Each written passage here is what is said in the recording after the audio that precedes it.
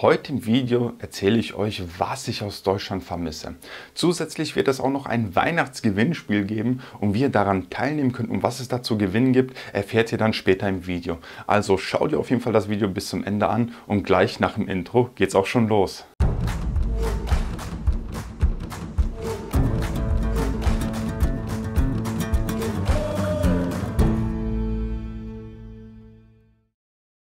An dieser Stelle auch nochmal Hallo und herzlich willkommen auf meinem YouTube-Kanal.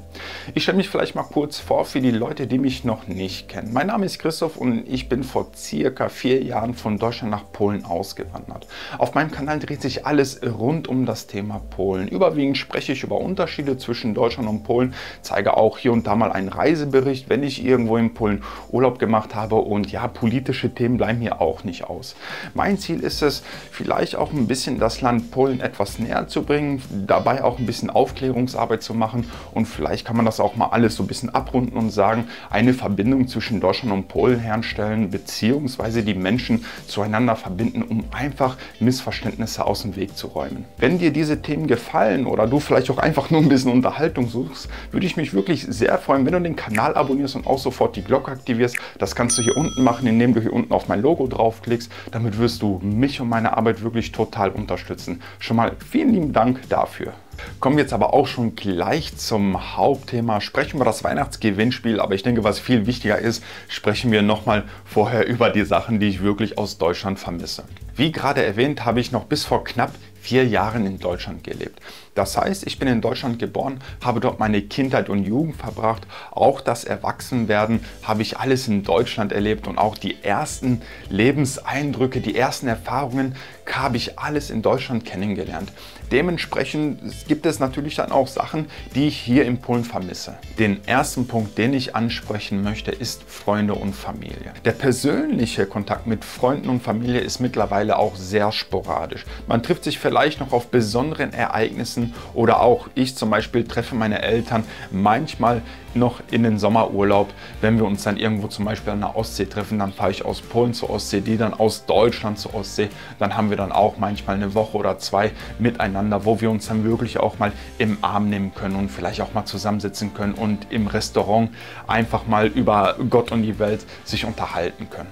Der Kontakt mit Freunden und Familie beruht überwiegend auf digitaler Ebene. Das heißt, man sendet sich überwiegend Sprachnachrichten oder macht auch mal ein Videotelefonat, dass man sich auch mal sieht, aber der persönliche Kontakt bleibt da schon aus. Da habe ich ja auch hier in Polen sehr viele nette Leute kennengelernt, aber selbstverständlich kann man das nicht mit einer lebenslangen Freundschaft oder sogar der Familie vergleichen. Den zweiten Punkt, den ich hier anspreche, ist wahrscheinlich nicht jedermanns Sache, aber es ist der deutsche Fußball.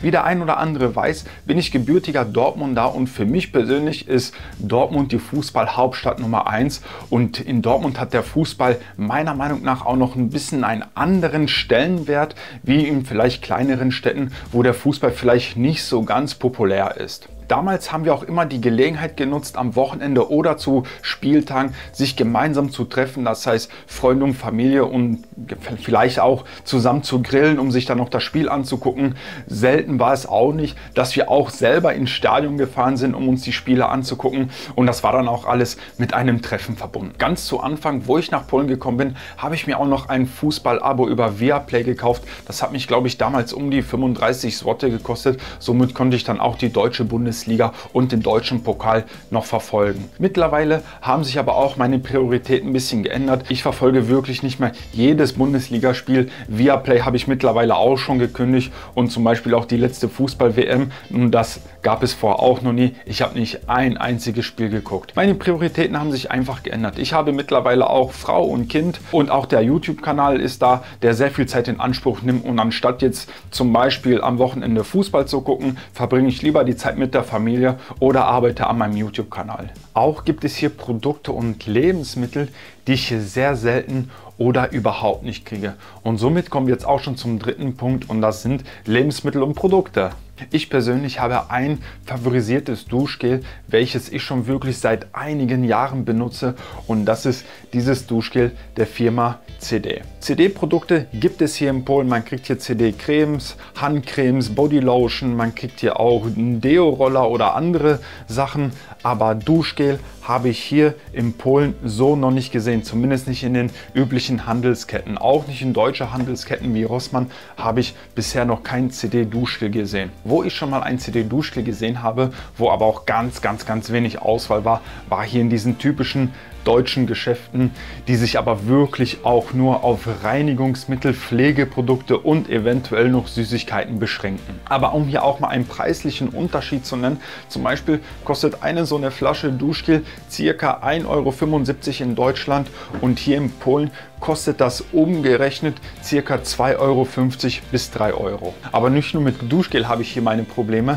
auch weiß mit Sicherheit der ein oder andere, der regelmäßig meine Videos schaut, dass ich auch sehr gerne Senf esse. Und hier gibt es eine Senfsorte, die ich in Polen überhaupt nicht kriege, und das ist Löwensenf. Löwensenf habe ich hier bisher noch nirgendwo gesehen, auch nicht in den deutschen Geschäften oder sonst irgendwo. Also das sind immer Produkte, sowas wie der Löwensenf oder wie das CD-Duschgel, was ich mir immer regelmäßig aus Deutschland zuschicken lasse. Das heißt, ich kriege immer 2- bis 3-mal im Jahr ein Paket von meinen Eltern und da schmeißen die mir immer ganz viele Produkte rein, die ich hier nicht kriege, und somit auch unter anderem CD-Duschgel oder Löwensenf. Was ich hier auch noch nebenbei erwähnen muss, ist, dass polnische Backwaren wirklich köstlich sind. Aber eins habe ich hier bisher auch noch nicht gesehen, zumindest nicht so in dieser Form, und das ist Bienenstich. Ich habe hier in Polen noch nie einen guten Bienenstich gekriegt. Somit nutze ich auch immer die Gelegenheit, wenn ich mal in Deutschland bin, mir dann auch immer ein Stück Bienenstich zu gönnen. Bleiben wir mal beim Thema Bäcker und springen von dort aus direkt auch schon zum 4. Punkt.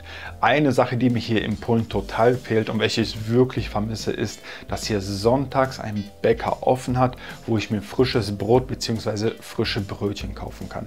Für mich war das in Deutschland eine Selbstverständlichkeit, jeden Sonntag zum Bäcker zu gehen und sich einfach mal frische Brötchen zu holen, um die dann zu Hause in Ruhe genießen zu können.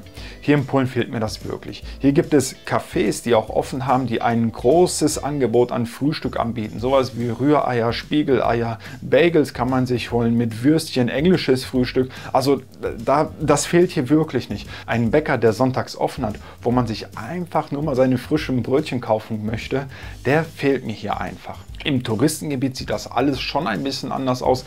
Da habe ich die Erfahrung gemacht, dass in den meisten Touristengebieten es dort hier und dort irgendwo einen Bäcker gibt, der offen hat, der dann auch schon frische Brötchen bzw. frisches Brot anbietet. Ich kann mich hier auch noch an eine persönliche Geschichte erinnern, wo ich jetzt zum ersten Mal sonntags zum Bäcker gehen wollte. Da war ich zu Hause mit meiner Frau, ich habe mich angezogen und sie hat mich gefragt, wo ich hingehen möchte. Oh, und ich habe selbstverständlich ganz locker gesagt, ja, ich gehe zum Bäcker und das Brot holen. Und dann hat sie gesagt, aber welcher Bäcker hat offen? Und ich habe sie angeguckt und gesagt, ich vermute mal, jeder Bäcker wird hier offen haben. Und sie hat gesagt, nein, hier hat der Bäcker nicht geöffnet. Dann habe ich meine Frau verdutzt gefragt, aber wo kaufen sich dann die Leute ihr Brot und Brötchen? Da hat sie mir gesagt, ja, die kaufen das schon Samstag. Ja, und das war für mich einfach so eine Sache, was ich sehr merkwürdig fand, dass Leute sich Samstag ihr Brot und Brötchen kaufen müssen, um es sonntags essen zu können. Zu diesem Thema habe ich aber auch schon die ideale Lösung gefunden. Ich kaufe mir ein paar Tage vorher einfach ein paar Brötchen mehr, friere die dann ein und hole die dann sonntags zum Frühstücken raus. Gegebenenfalls packe ich die auch noch mal in den Backofen zum Auftauen und dann habe ich fast wie frische Brötchen vom Bäcker. Kommen wir aber jetzt zum 5. Punkt. Und der 5. Punkt wird wahrscheinlich den einen oder anderen ein bisschen verwundern, aber was mir hier ein bisschen fehlt, ist die deutsche Sprache. Aber wenn ich jetzt von deutscher Sprache rede, meine ich jetzt nicht die deutsche Sprache zu hören. Mir geht es eigentlich mehr um sich auf Deutsch zu unterhalten. Für mich persönlich macht es schon einen Unterschied, sich mit jemandem zu halten in der Muttersprache, den man schon 20, 30 Jahre kennt. Hier dann vielleicht auch der kleine Ansatz zum Punkt Nummer 1.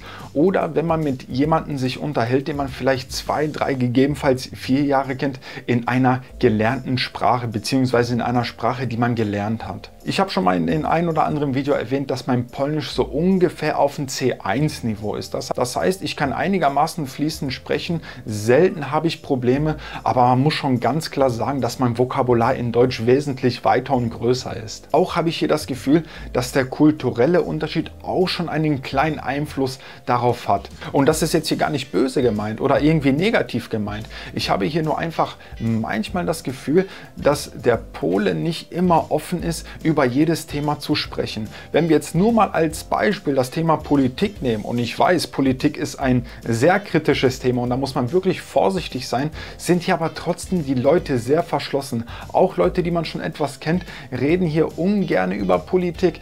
Selber sagen die auch, dass die über Politik nicht so gerne reden wollen, um einfach Streit zu vermeiden. Hier im Fernsehen ist es aber ähnlich. Wenn wir jetzt zum Beispiel 5 Politiker an einem Tisch haben und den Moderator auch noch, dann hört man wirklich 5 Politiker und den Moderator gleichzeitig sprechen. Gleich ist es aber auch eine Sache, womit ich persönlich einfach vielleicht nur ein kleines Problem habe.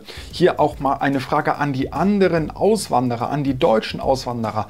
Welche Sprache benutzt ihr im Alltag? Ich zum Beispiel hier in Polen benutze wirklich zu 90% nur Polnisch. Mit meiner Frau rede ich Polnisch, mit den Kollegen rede ich Polnisch. Ausschließlich benutze ich die deutsche Sprache. Nur wenn ich ein Video aufnehme, wenn ich mit Freunden und Bekannten telefoniere oder wenn ich mit meiner Tochter spreche, mit der spreche ich auch Deutsch, die mir noch nicht antwortet, weil sie noch zu klein ist. Aber um einfach mal zu zeigen, ich nutze hier wirklich zu 90% die polnische Sprache. Und vielleicht ist das auch einfach das Ding, wo ich sage, ja okay, die deutsche Sprache fehlt mir da ein kleines bisschen. Bevor wir zum 6. und letzten Punkt kommen, möchte ich wie versprochen auch noch über das Weihnachtsgewinnspiel sprechen. Und zwar könnt ihr gewinnen ein Spiel, und zwar ein Monopoly Łódź Spiel. Das ist, ich vermute mal, eine Sonderedition zum 600-jährigen Geburtstag von Łódź. Łódź hatte jetzt vor kurzem sein 600-jähriges und ja, da haben die eine Sonderedition rausgebracht. Das Spiel gibt es auch erstmal, ich glaube, seit ein paar Wochen auf dem Markt. Ich glaube, seit dem 28. Oktober oder so ist das erschienen. Das ist auch noch komplett neu, verschweißt, alles zu. Ihr könnt das auf jeden Fall gewinnen. Vielleicht packe ich auch noch ein paar polnische Leckereien mit in den Karton.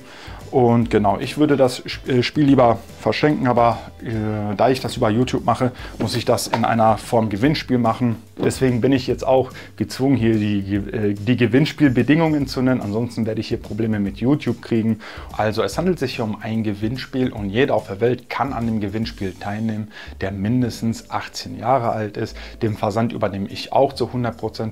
Solltest du zum Beispiel außerhalb der Europäischen Union kommen, wo es eventuell Probleme mit dem Zoll gibt, musst du selber für den Zoll aufkommen. Versand übernehme ich aber zu 100%. Der Rechtsweg ist auch ausgeschlossen und jeder kann teilnehmen, wenn er in den Kommentaren Hashtag Gewinnspiel schreibt. Ich habe mir das so ausgedacht, einfach damit ich mir auch sicher sein kann, dass ich nur Leute auslose, die auch wirklich an dem Gewinnspiel teilnehmen möchten.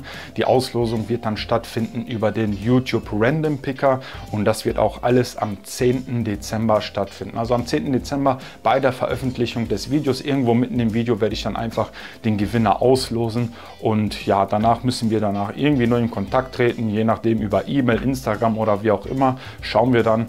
Und ja, dann schicke ich dir auf jeden Fall das Spiel zu, eventuell noch mit ein paar polnischen Spezialitäten, so dass du das Spiel dann auch noch mit großer Wahrscheinlichkeit vor dem 24. Dezember kriegst zu Weihnachten. So, das war's zum Thema Gewinnspiel. Kommen wir zum 6. und somit auch zum letzten Punkt der Dinge, die ich aus Deutschland vermisse. Und der 6. Punkt hat ein bisschen mehr was mit der geografischen Lage zu tun, wo ich vorher gewohnt habe. Wie ich schon gerade erwähnt habe, bin ich gebürtiger Dortmunder und somit war ich auch eigentlich sehr nah zu Holland und zu Belgien.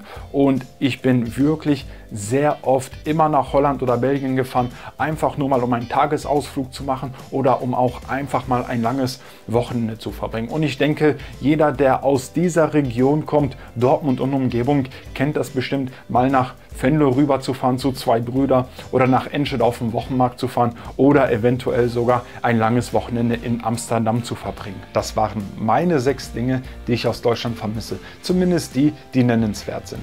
Welche dieser Dinge würdest du auch vermissen? Oder gibt es vielleicht auch noch andere Dinge, die du vermissen würdest? Hinterlass mir das mal bitte in den Kommentaren und vergiss auch nicht noch dazu Hashtag Gewinnspiel dazu zu schreiben, damit du auch an der Weihnachtsverlosung teilnimmst. In diesem Sinne danke ich dir wirklich, dass du dir dieses Video bis zum Ende angeschaut hast. Damit unterstützt du mich und meine Arbeit wirklich sehr. Vielen lieben Dank dafür. Bleib gesund und bis zum nächsten Mal. Ciao!